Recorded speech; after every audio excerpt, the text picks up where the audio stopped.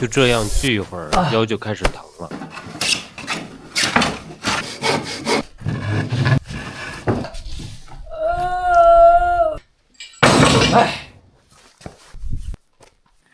我要一个木工桌。既然要木工桌，那我就亲自动手做一个吧。我先从需求开始设计，之后确定好尺寸和用料。我主要用的是新西兰松，还有一些樟子松的老木料，全榫卯结构。我的木工桌尺寸高是 0.87 米，长度是1.8米乘上 0.78 米。木工桌的宽度依据门宽设计，因为我们家的门宽是 0.8 米，我的设计刚好少2厘米，这样可以很方便的进出。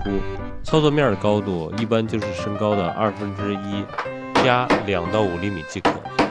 一般家用家具不会太大，床最长的木料也就是2米左右，所以我的木工桌长度在 1.8 米。所以大家设计的时候可以想象一下将来自己使用的场景。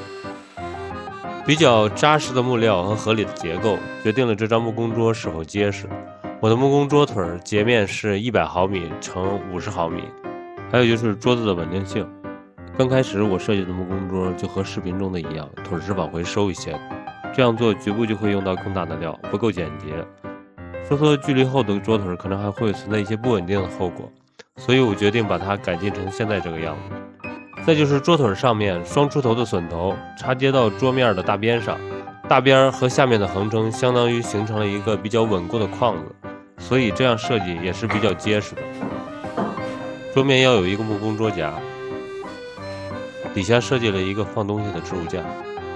桌子侧面还有一个可以移动的，方便抱长料的辅助工具。桌腿下面安了4个轮子，方便移动。这张木工桌还有一个最大的特色，就是可拆卸，方便运输。制作的第一步是把原木按照自己需要的尺寸曝方画线，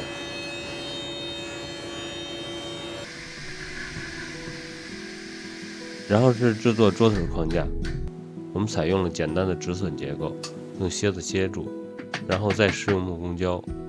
这个桌腿的框架上下都有2个横撑，这样可以让桌腿比较稳定。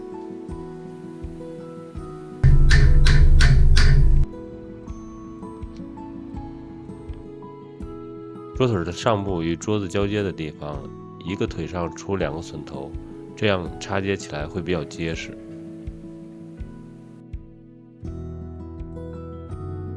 下面就是重要的桌面了，桌面也采用榫卯结构，同样是双出头的止榫。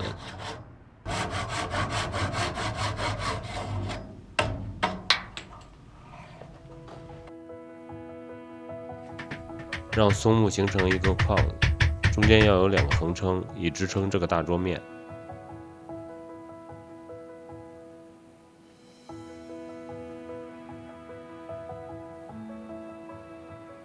桌面我们用的是20毫米厚的多层板，这样做比较省事儿省料。现在好多木工桌用的是很厚重的料来当桌面，虽然扎实，但是太重了。但是我这样做木工桌也有个缺点，就是当桌面敲木头的时候声音比较大，不过偶尔也可以当鼓来用。为了让桌子更具稳定性，桌面的长边方向增加了2个可拆卸的长横撑。这个长横撑组装的时候不需要上胶，只需要拿楔子楔住就可以，方便拆装。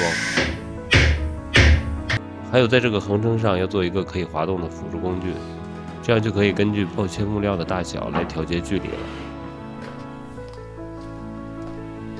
木工桌夹是这个桌子的灵魂，平时锯切和爆料就都靠它了。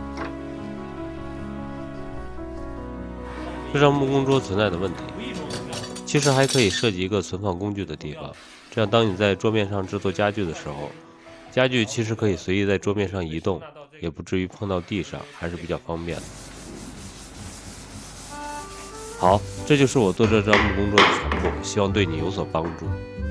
制作的过程难免会犯错，但关键是要学会总结，尤其是从自己的经验中总结。那么就用彼得·科恩《木工基础》一书中给我最深刻的一句话来作为结尾：你所能够遇到最有价值的老师是你自己。要想掌握木工技艺，练习始终是最重要的。